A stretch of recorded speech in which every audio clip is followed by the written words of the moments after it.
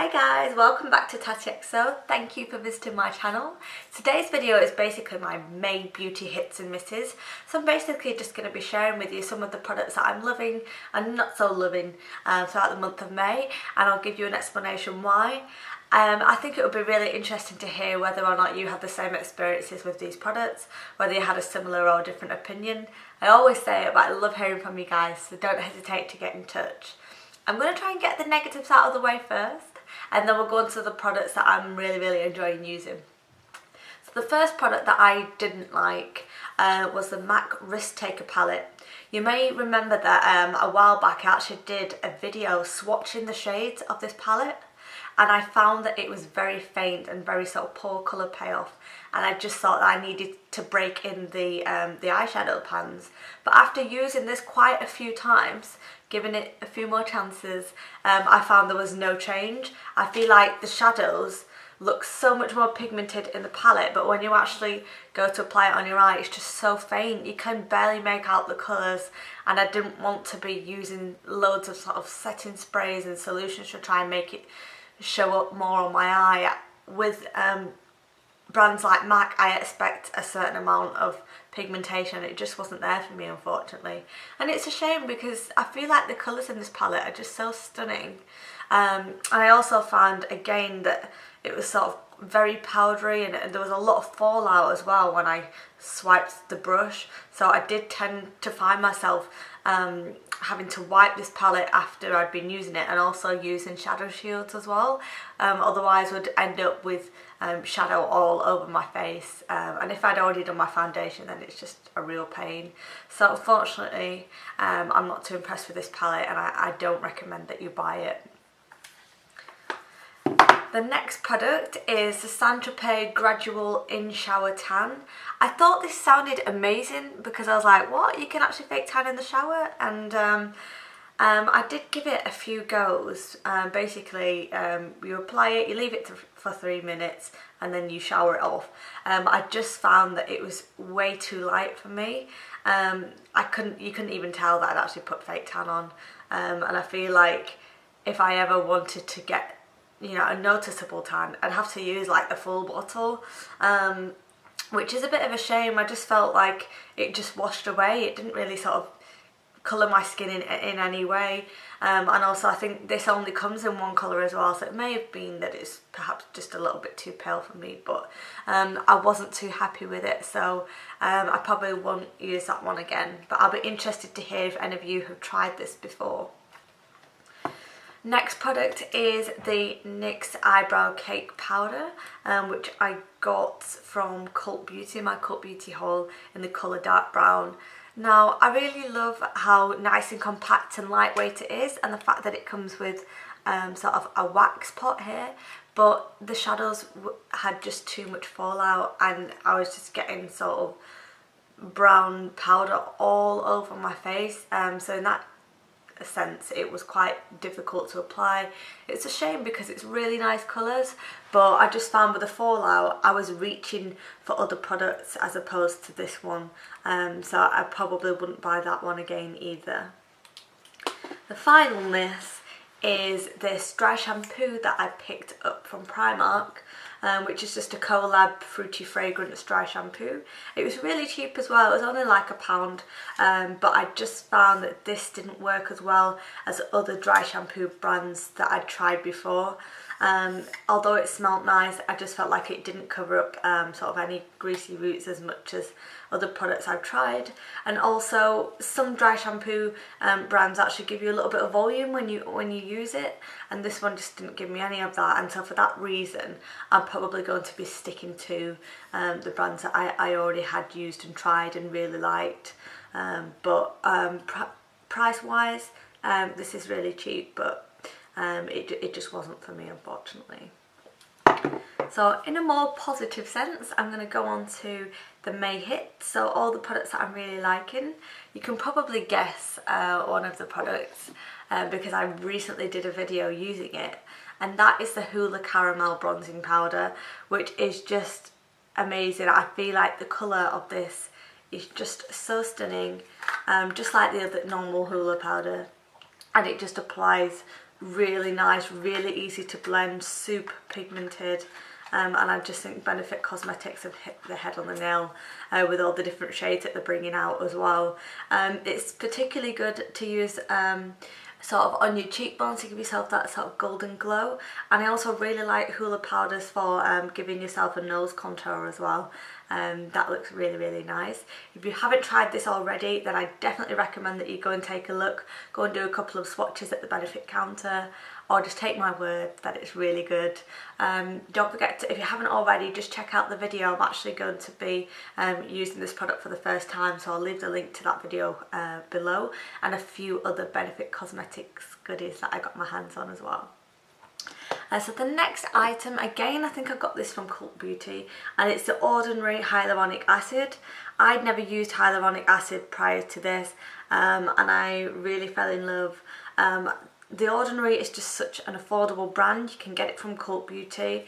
It comes in a really nice glass bottle, really nice and easy applicator, little pipette there, and it just dries so quickly. So I've been using that sort of in the evenings after I've washed and cleansed my face. Just give myself a light layer and it just soaks in.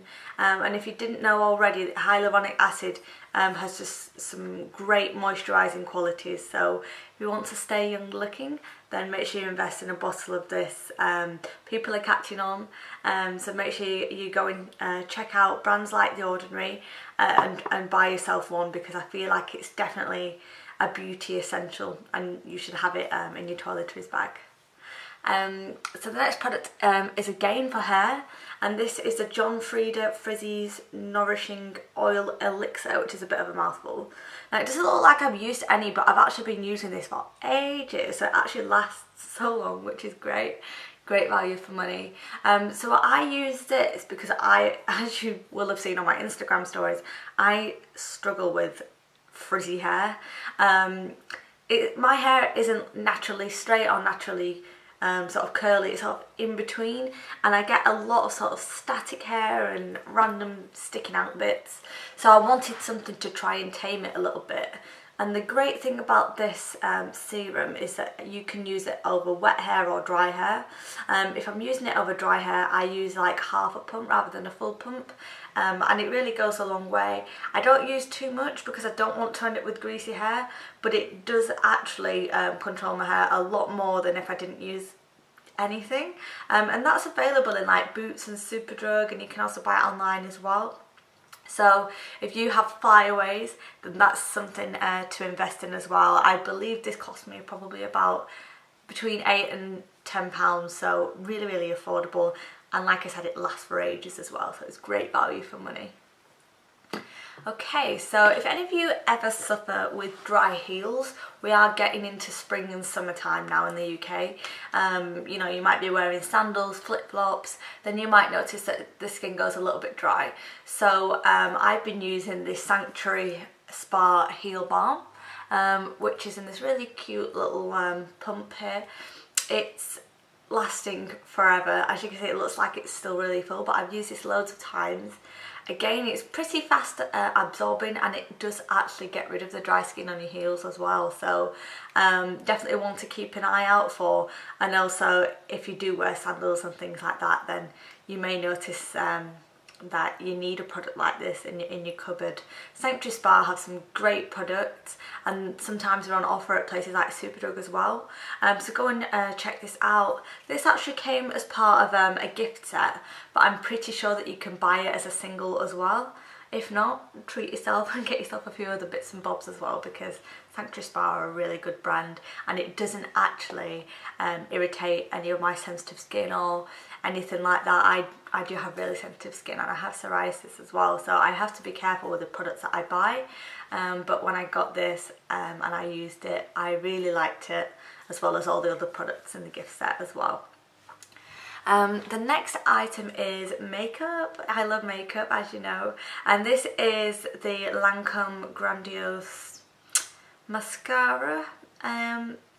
It's in the colour number 1, and this was actually a gift I got from for Christmas in a little set, and it comes with this really cool sort of spirally bent brush, and this applies your mascara. So the next item is makeup, and you guys know that I love makeup as well. This is a mascara, and it's from Lancome. It's a Grandiose mascara in the colour number 1. This is actually a Christmas gift, and it's got this really cute sort of bent brush and a really nice sort of varied length spiral applicator at the end. Sorry, I had like a brain freeze then. And it just applies so easily on your eyelashes. It doesn't clog up, it just lengthens them and it builds up volume and it looks really nice.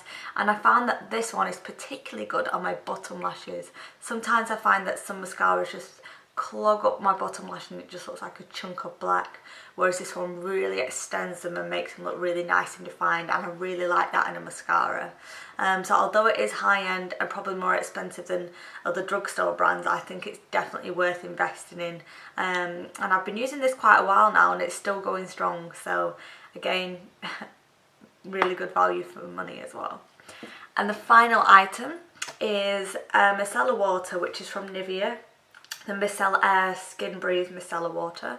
It looks like I've not used any, I've just run out of a bottle, but this micellar water is amazing. I mentioned before that I have dry skin and psoriasis, and I have to be really careful with the products that I use. This is gentle as anything. It's really nice and soft, and it really does remove your makeup. I often wear sort of black eyeliner, black mascara, and things like that tend to be quite difficult to come off. I didn't have to scrub or anything like that. It really does remove it really well. I just use maybe like 2 cotton pads and just go around my face and just double check it's all off, and then I'll cleanse it.